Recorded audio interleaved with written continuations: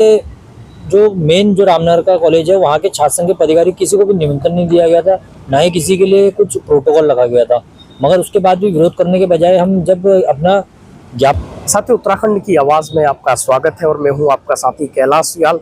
आज मुख्यमंत्री रामनगर पहुंचे थे। जो महासंघ का कार्यक्रम था, कुमाऊं विश्वविद्यालय के कार्यक्रम में रामनगर में शिरकत बतौर मुख्य अतिथि शिरकत की थी। और आपको बता दें कि रामनगर में 11 घोषणाएं भी करके गए हैं मुख्यमंत्री। इसमें मीडिया सेंटर बनाने को लेकर और सीवरेज को लेकर कई घोषणाएं हैं। लेकिन कार्यक्रम क्योंकि जो युवा है रामनगर के, युवाओं का कार्यक्रम था, एबीवीपी का कार्यक्रम था, छात्र छात्राओं का कार्यक्रम था।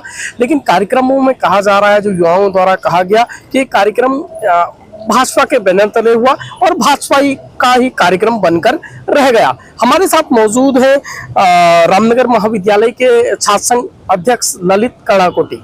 ललित, उत्तराखंड की आवाज में स्वागत है आपका। बिल्कुल, धन्यवाद भैया, प्रणाम। ललित, आप लोगों का आरोप है कि कार्यक्रम में कोई भी छात्र संघ पदाधिकारी मौजूद नहीं थे।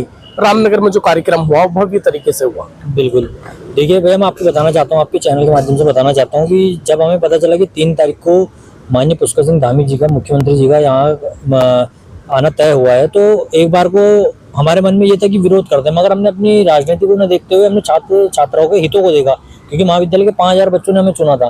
तो हमने उनको हित को देखते हुए ये सोचा था कि अगर मुख्यमंत्री जी यहाँ आएंगे तो विकास की एक लड़ी लगा के जाएंगे।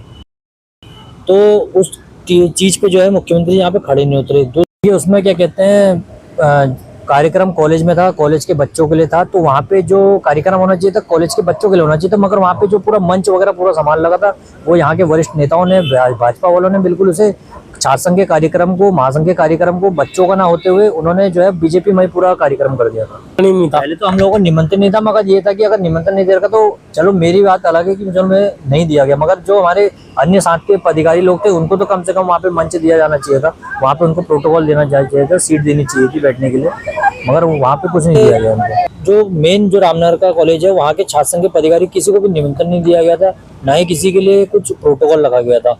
मगर उसके बाद भी विरोध करने के बजाय हम जब अपना ज्ञापन, जो मांग थी वो ज्ञापन देने के लिए हम मंच की ओर को जा रहे थे, तो वहाँ से हमको सीधे सीधे मना कर दिया गया कि नहीं, आप लोग ज्ञापन नहीं दे सकते हैं। मुख्यमंत्री तो सभी के हैं, चाहे वो एबीवीपी हो, चाहे एनएसयूआई हो, चाहे आमजन हो, चाहे सभी युवा लोग जो कॉलेज के, महाविद्यालय के हैं। तो क्या आप लोगों को किसी की तरफ से या कॉलेज की तरफ से किसी ने निमंत्रण नहीं दिया? नहीं, बिल्कुल नहीं। हम भी इसी सोच के साथ गए थे कि मुख्यमंत्री सभी के हैं, हर जगह पे विरोध करना सही नहीं रहता है।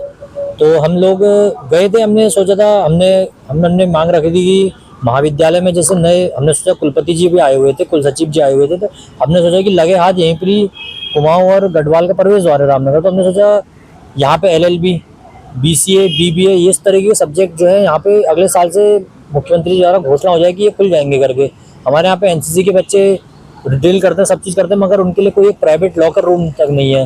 तो हम चाहते थे कि लॉकर रूम लग जाए, मगर इस तरह की किसी भी तरह की भाषण नहीं हुई। जब हमने महासंघ के कार्यक्रम से पहले, जब छात्र संघ का कार्यक्रम हुआ था हमारा, तो हमने उसमें बीजेपी के लोग भी बुलाए हुए थे, क्योंकि हमें पता था कि भाई सत्ता पक्ष के लोग हैं तो कहीं ना कहीं में फायदा देके जाएंगे। तो उस समय पे हमने अपने छात्र संघ के कार्यक्रम में अपने बलबूते पे, बिना सरकार में रहते हुए, बिना उसकी मदद से, हमने 1 लाख की किताबें जो है महाविद्यालय में दान करी।